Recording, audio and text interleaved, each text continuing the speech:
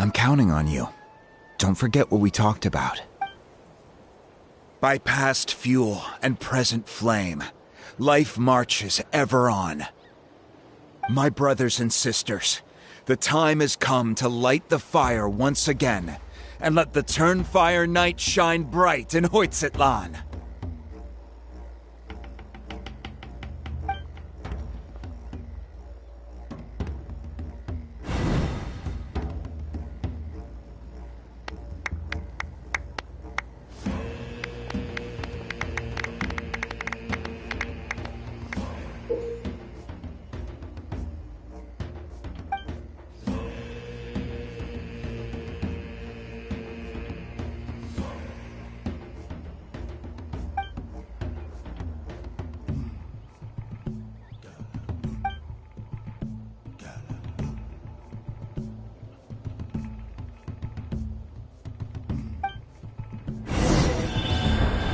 Go get the sacred flame.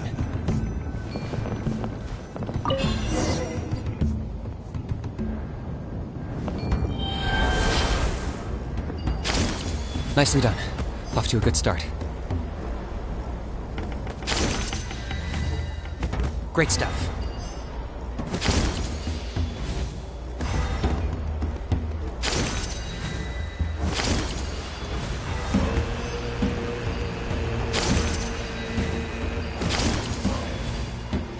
You're over halfway. Keep it up.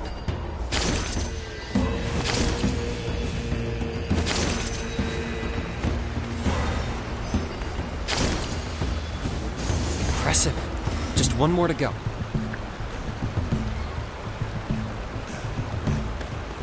Come on, one last push. The final sacred flame pillar is up ahead.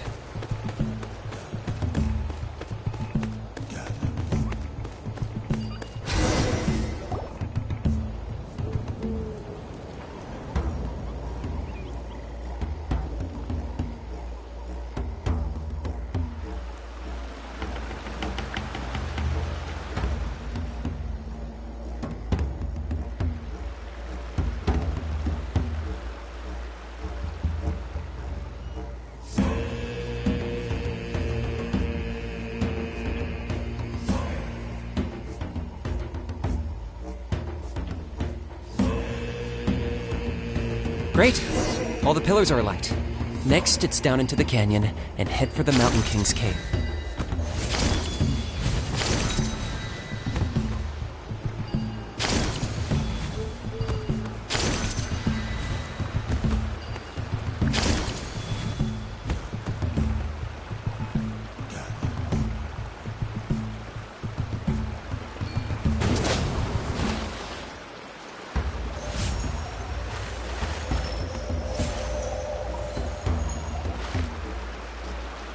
Almost there.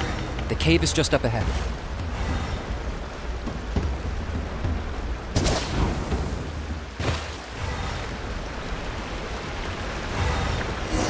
The Abyss presence is growing strong. We should deal with the contamination first.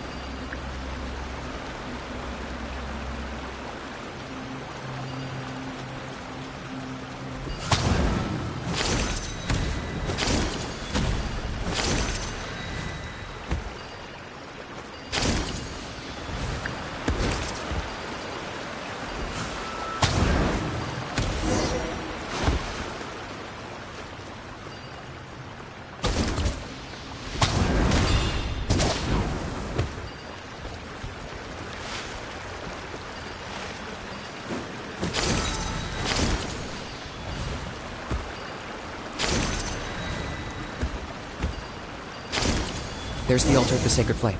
Remember, light up the torches around it first.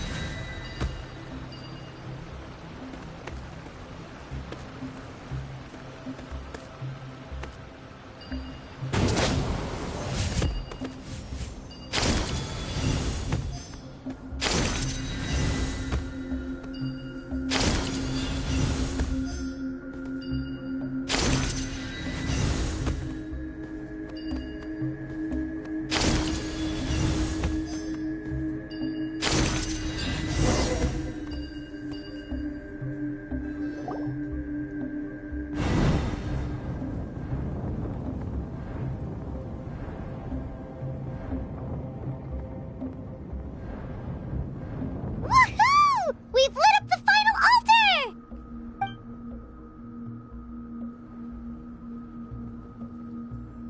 That's the Mountain King up ahead, right?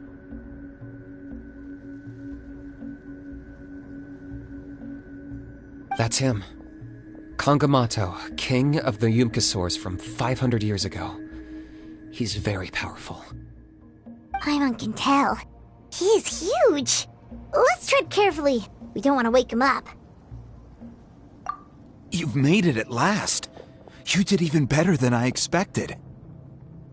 Traveler, now comes the final and most important step of the ceremony. Please use the power of the sacred flame to cleanse the Mountain King of abyssal filth. There's no need this time.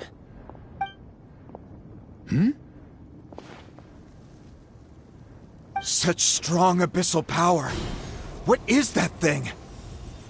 Kinich, what is the meaning of this?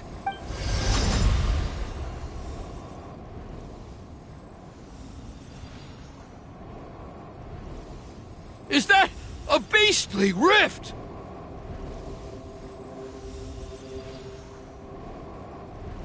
Chief Wyna, Elder Trinidad, this is about to get a little dangerous. You should step back. What do you think you're doing? Solving the Mountain King issue.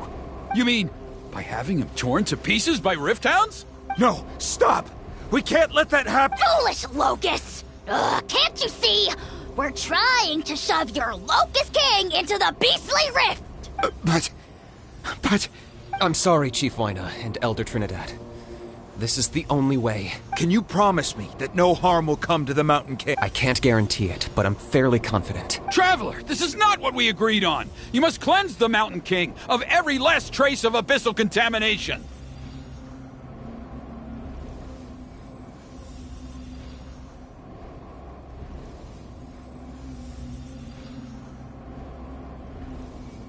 Okay, I see what this is. You've been in cahoots this whole time!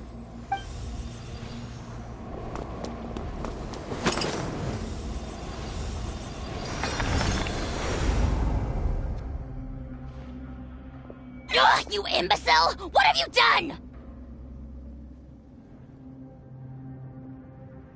Oh no! The device is destroyed! You forced my hand. I had no choice. Elder Trinidad? What are you doing?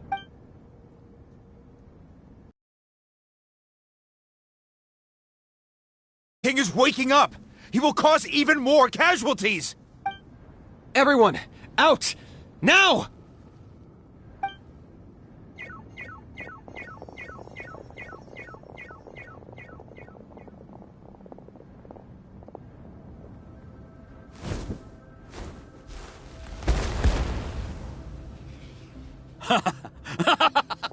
Well, it seems there's only one way to awaken you all from your willful blindness. More sacrifices must be made.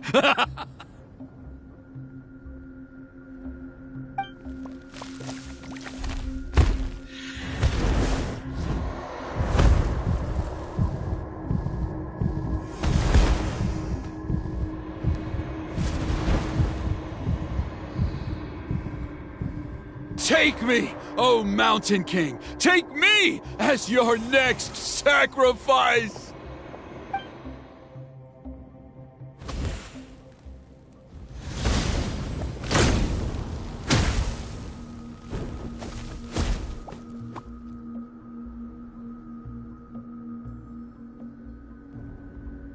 Everyone's still outside. We have to keep the Mountain King here. Give me a hand.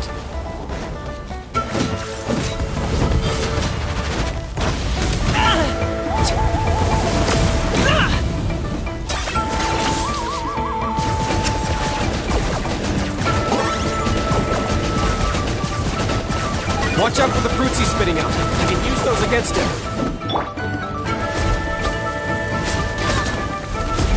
Yeah, that's it!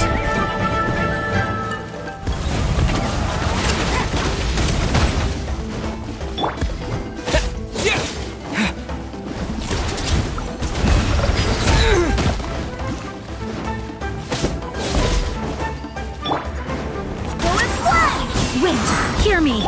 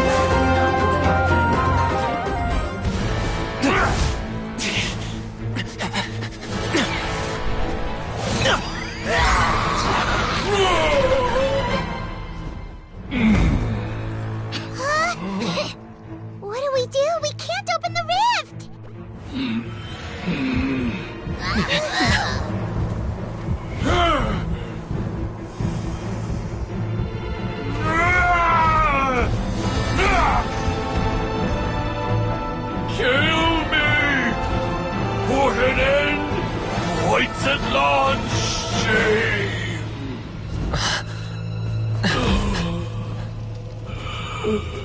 By past fuel and present flame, life marches ever on. Oh, Burkina, I must atone.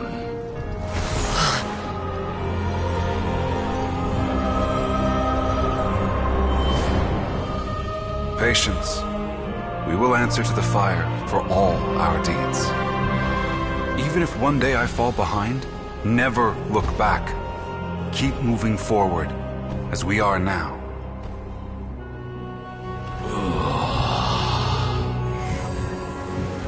Live with your guilt and shame. This is the price to pay.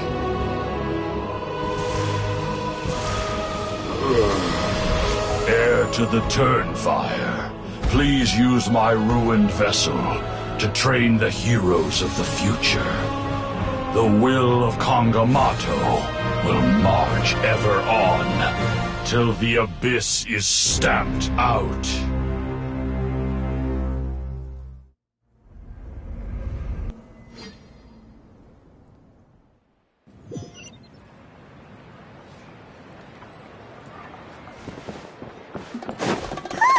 Pretty eventful day yesterday, huh? Paimon wonders how things are doing now. Let's go ask the chief!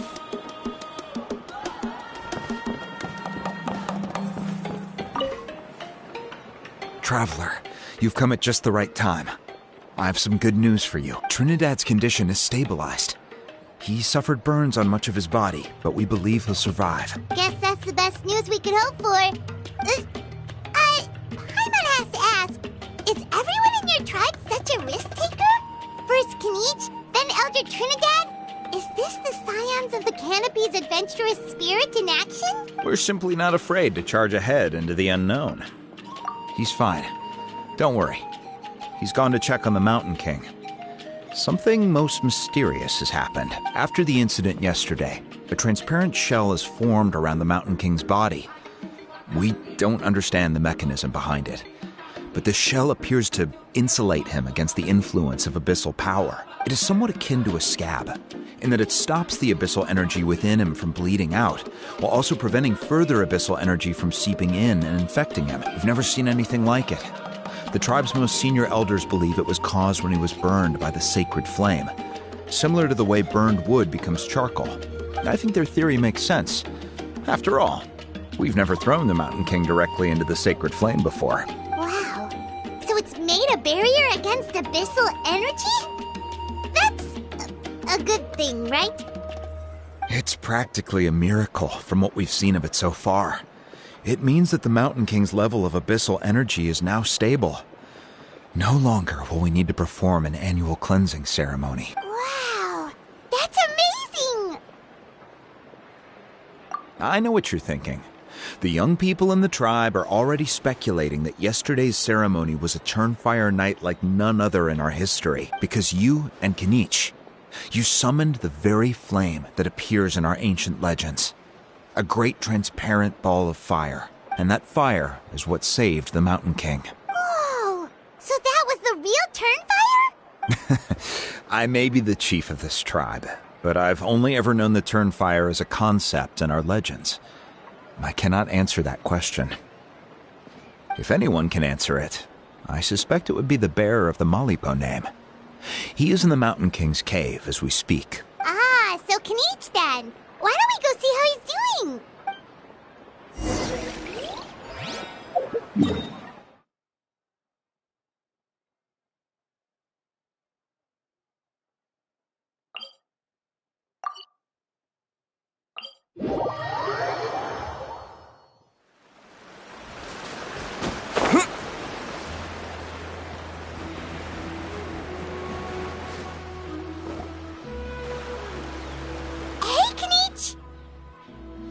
Hey yourselves.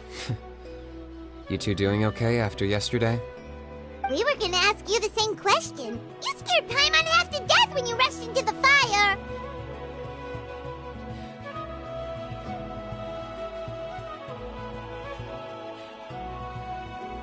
Sorry, I couldn't just stand and watch the Mountain King get burned alive.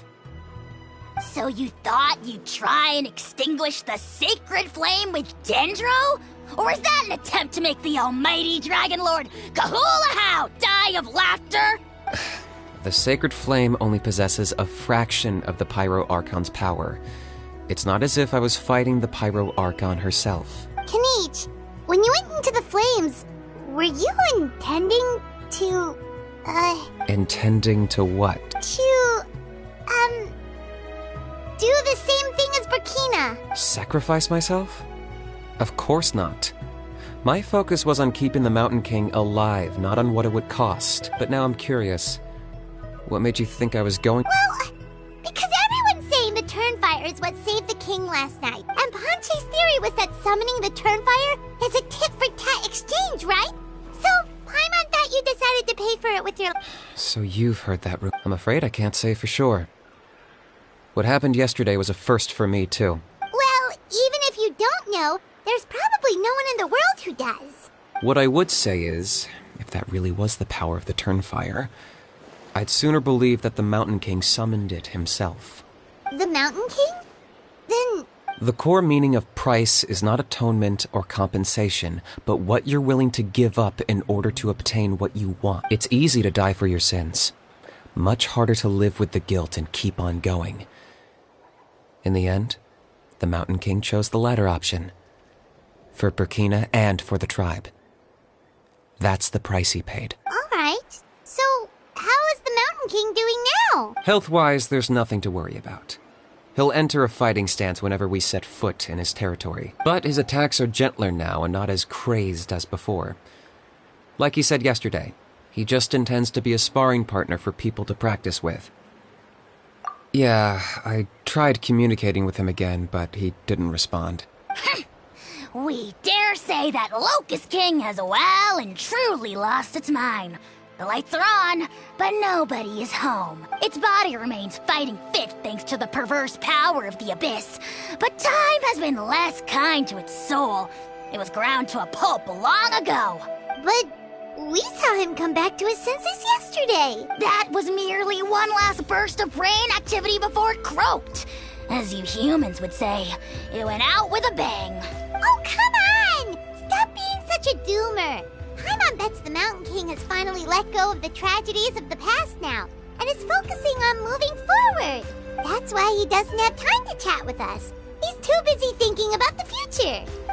Well, at least it means my fellow tribespeople can move forward now, too. Thank you for your help, Traveler. I owe you one. Yeah, that's right. You caught Enjo for us, remember? But he ended up being completely useless.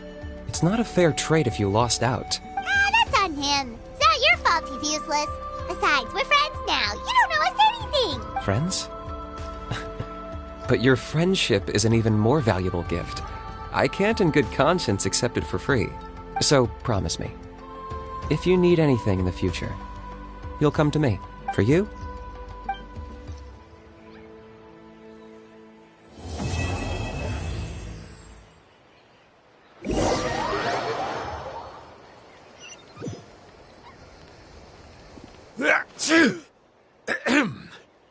So, in the end, only poor little Hoonie got the sad ending?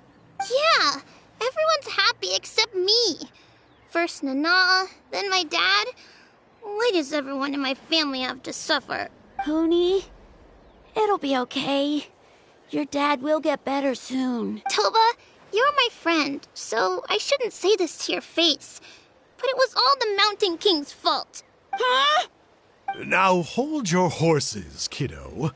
If you promise not to fight, Uncle Sanka will tell you a story. Okay, before you roll your eyes out of your skull, I promise you can trust me. I almost got my eyebrows burned off by the Turnfire after last time. That's why I came back, to make it up to you. All right, I'll just get to the point. Do you know what Uncle Sanka loves the most about your people? What? Your extreme sports. Huh? On my first day here, I got hit by someone falling out of the sky. I believe you call it bungee jumping? It's a dangerous sport, to be sure, but the courage it took to make the jump impressed the heck out of me. So, I introduced myself to the jumper, we made friends, and I even helped treat her wounds. Oh, such a nice friend. Of course. Anyway, the good times didn't last, because I got captured by a powerful foe, so we had to part ways for a while. In the hands of the enemy, I was scorned, scolded, and nearly given away as a gift.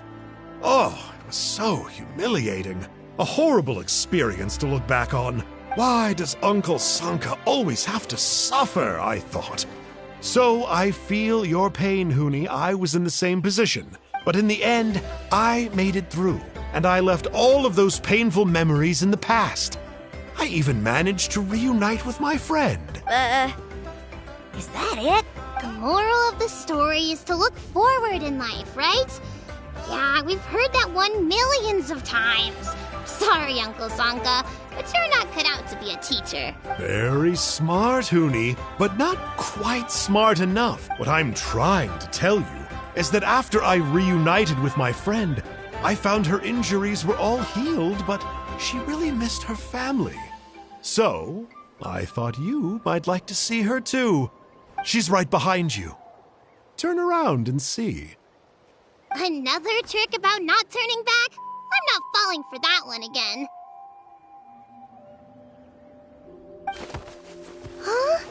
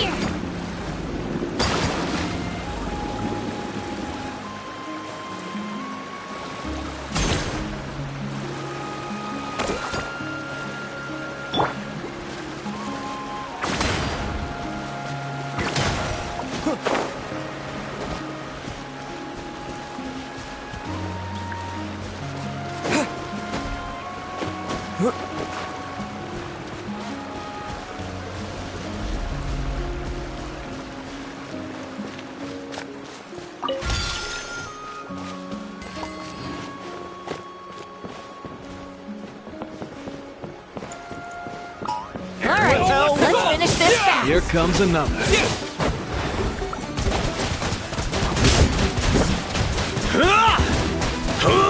Water jet! Sword! Let's round up!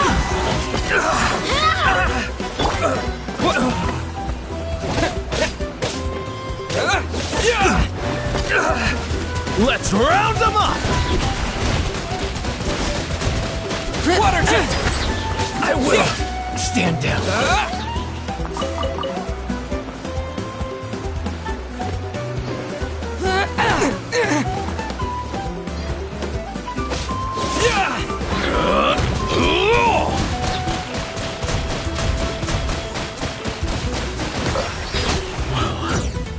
This was new.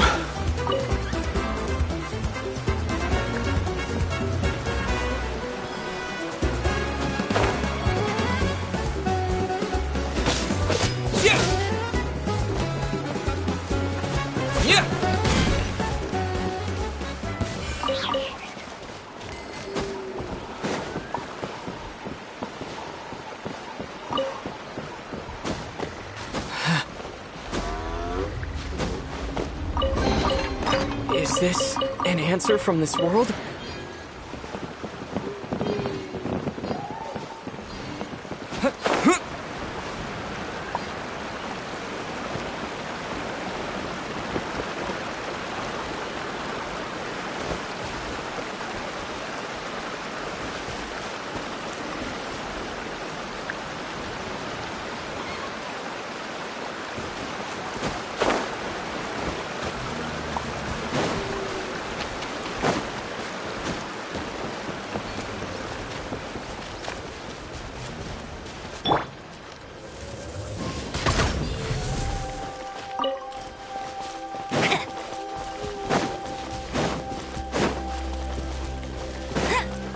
You can't keep up with me.